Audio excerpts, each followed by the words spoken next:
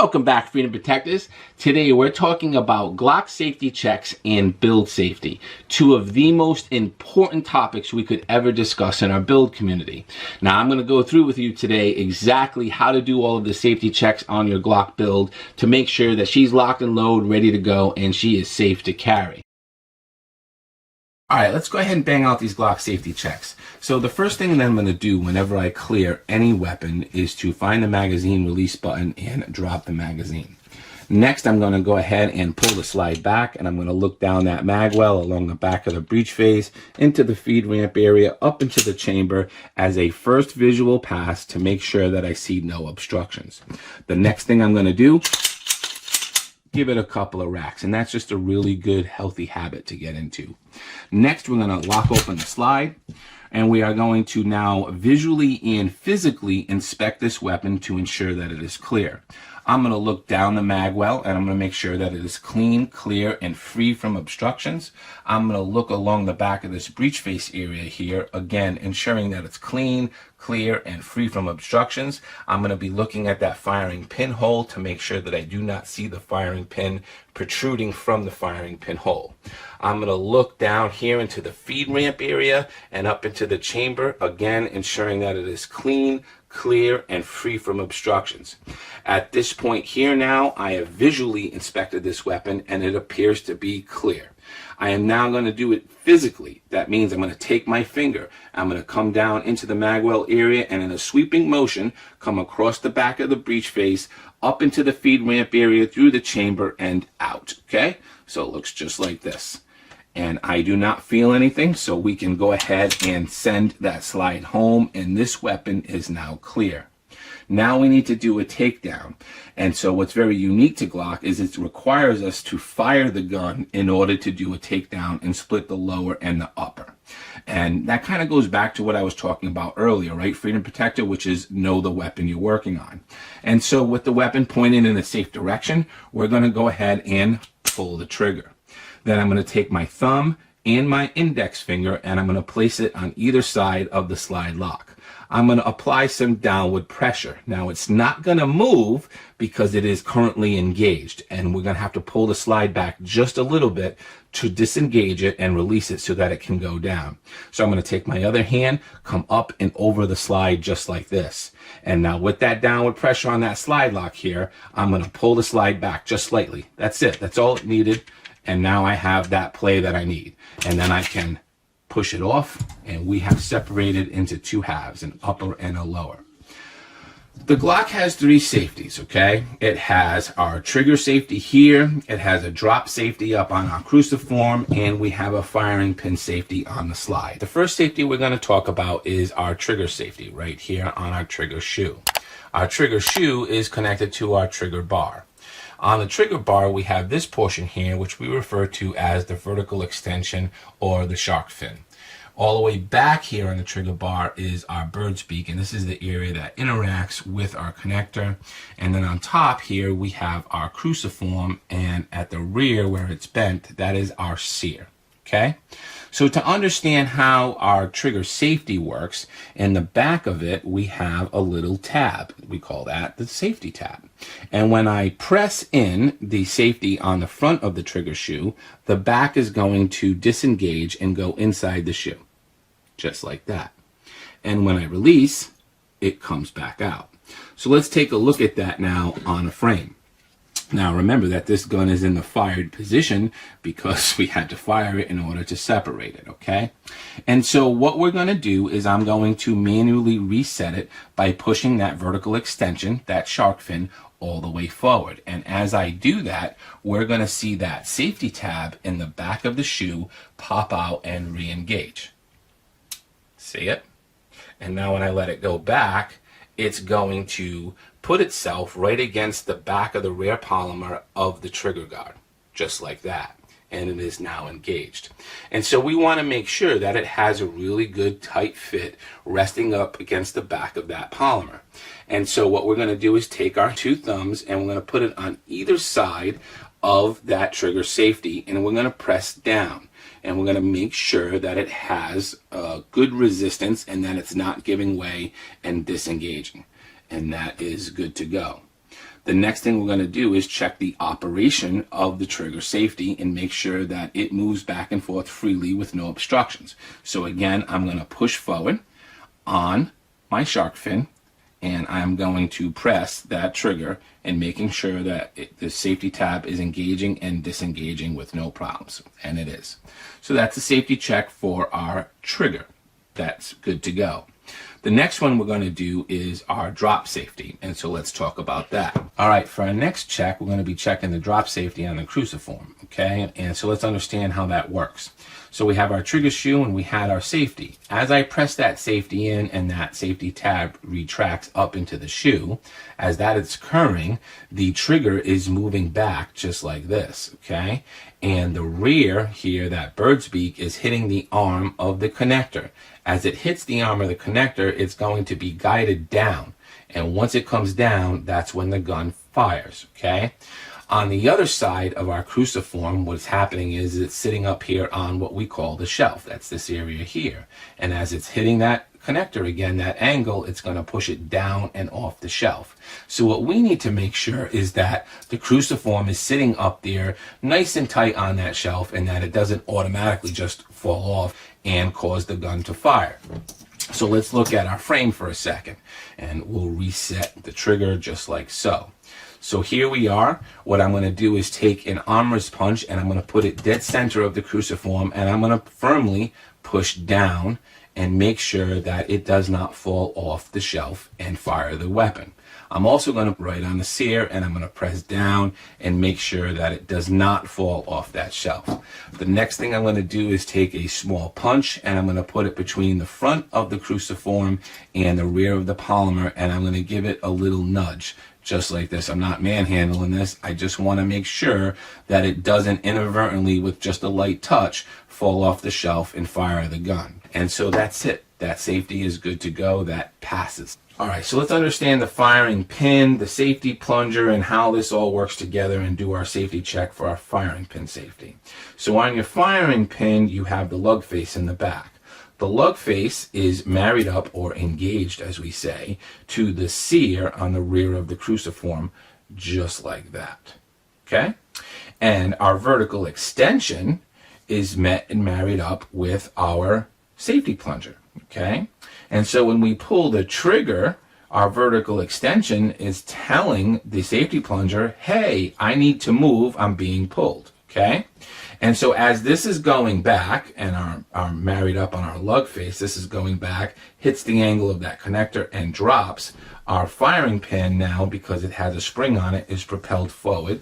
It comes through the breech face via the firing pin hole and ignites our round and fires the gun. Make sense?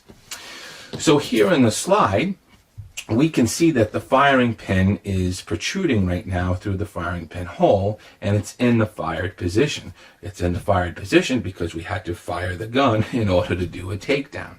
So the first thing that I'm going to do is I'm going to reset it to the non-fired position. When I do that, we should see the safety plunger pop up into ready position. Just like that. The next thing I'm going to do is shake the slide so I hear a rattle. I do. And I'm going to engage the safety plunger by pushing it down and shake it again. And you should still hear the rattle. Okay? The rattle means that it's clean and it's clear and it's free from obstructions. It doesn't mean that the gun is safe, okay? It just means that it's clean and clear and free of obstructions. If you do not hear the rattle, then it's time to clean the gun. Okay, so you pull that out, clean it all, clean the spring, follow my guides on exactly how to do that. So now we need to make sure that the safety is working. So it's engaged and it's ready, and I should not be able to push this firing pin forward because there is no trigger with a vertical extension telling it that, hey, somebody's pulling the trigger. So we should not be able to get by that safety plunger, and I can't. It's not coming out, okay? Then I'm going to push it down and simulate as if it was engaged, and I'm going to push it forward, and we should be able to come right through, just like that. Okay? So this one passes muster. Now that we covered the 3 safeties of the Glock, we need to talk about engagement. Now, engagement isn't a safety of the Glock, but it plays a vitally important role in making sure that the Glock is a safe firearm. So we have our firing pin here, and we have the lug face of the firing pin. That lug face is covering the sear right here, and Glock says you need to have 2/3 coverage of that sear in order for the firearm to be considered safe. So let's actually take a look at that here in the slide. Here in the slide, we have the lug face of the firing pin, and our trigger would be inside the frame, and the sear is backing right up to that lug face, and we need to have 2/3 coverage in order for the firearm to be safe. Well, what does that mean? Well, you know, visually speaking, it's really tough, even with an armor's backplate, to tell completely what 2/3 coverage of that little piece of metal is. And I have a little trick so that you can visually kind of understand what it is.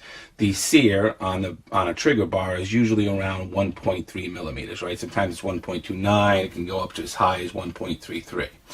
As the firing pin thickness is usually between like 0.81 and 0.88. And that's roughly 2/3 coverage of your sear. So if we put the firing pin up to the sear and we line it up to the top, that would be considered 2/3 coverage of your sear. So to show you that, I'm actually going to take a pair of calipers out. We'll turn them on, just reset that to 0. And like I said, this is going to be right in the vicinity of 1.3 millimeters. And so right on the money, 1.3, okay? The thickness of your firing pin is going to be, again, like 0.81 to 0.88. It's going to kind of be in that world there.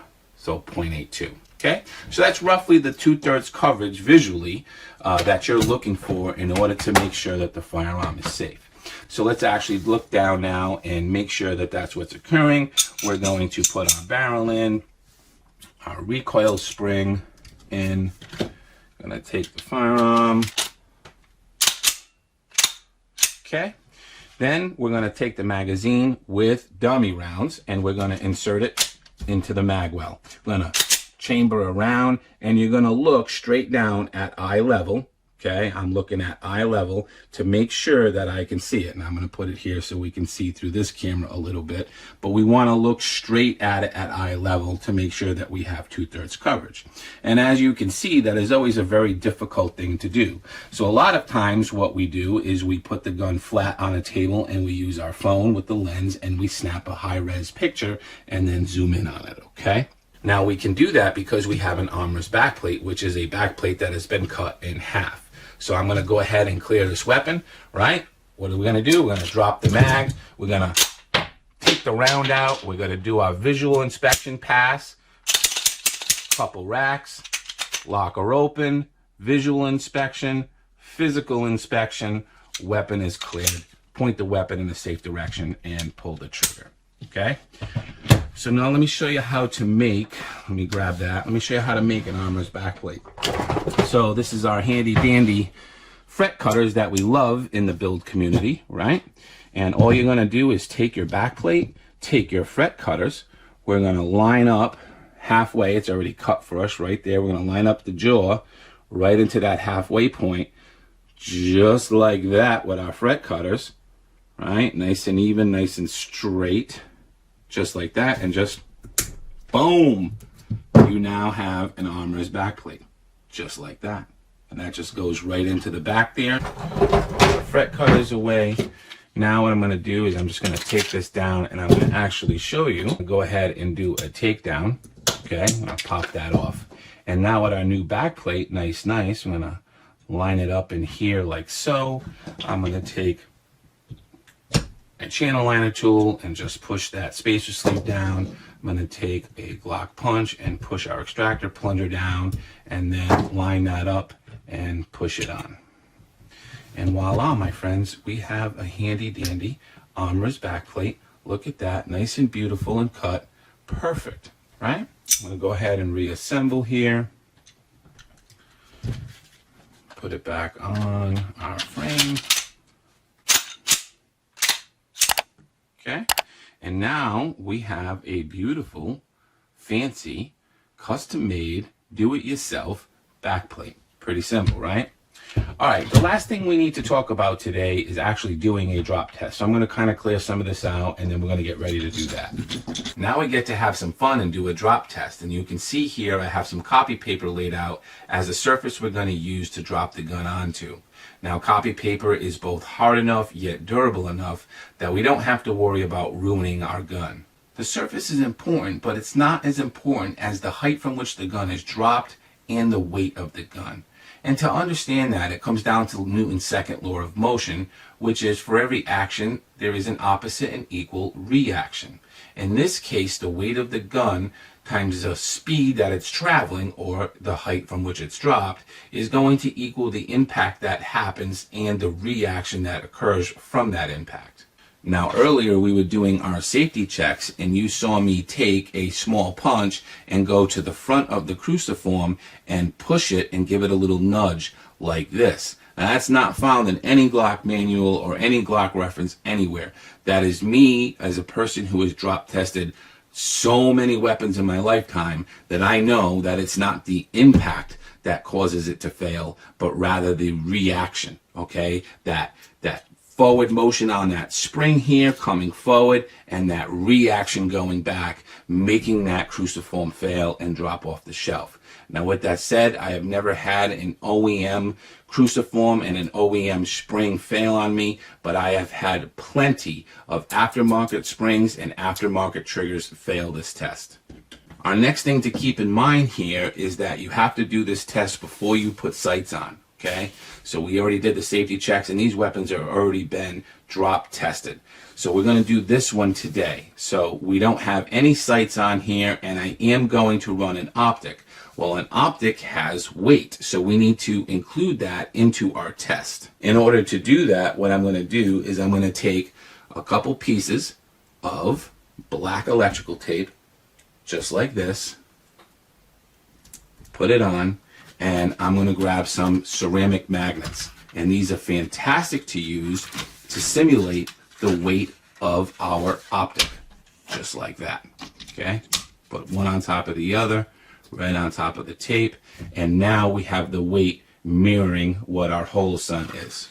Now let's talk about the height. The reality here is you never have to do a drop test more than 6 feet, okay? I don't care what anybody tells you, but that for me is a good judge of what it would actually be like in the real world. If you think about a person who is 6 foot tall and the gun is extended at eye level and that gun drops, it's gonna drop at 6 feet. And if it drops out of their holster or out of their waistband, it's going to drop at 3 feet. So going way above 6 feet or doing like a 10-foot or 15-foot drop is just ridiculous, and it's unnecessary. So what we're going to do is we're going to drop it from about a 6-foot height. We cleared everything out of the way and we're ready to do our drop. We're going to do the drop in 6 different orientations, okay? So it's going to be straight on like this, then the reverse, which is upside down. We're going to go straight down on a plunge like this, barrel first. We're going to come all the way from the back like that, and then we're going to do a left and a right drop. So we're going to take a magazine with dummy rounds in, because this is real world. We're going to insert it in, and we are going to rack and chamber a dummy round, just like that. And now we can do a drop. I'm up here, Freedom Protector. You ready? Woo! Hard she blows. Coming on a straight plunge. Muzzle up. Left drop. Right drop. She has performed beautifully, my friends. So we'll take this off, drop that magazine, clear that round, look down the chamber, make sure that we're clear.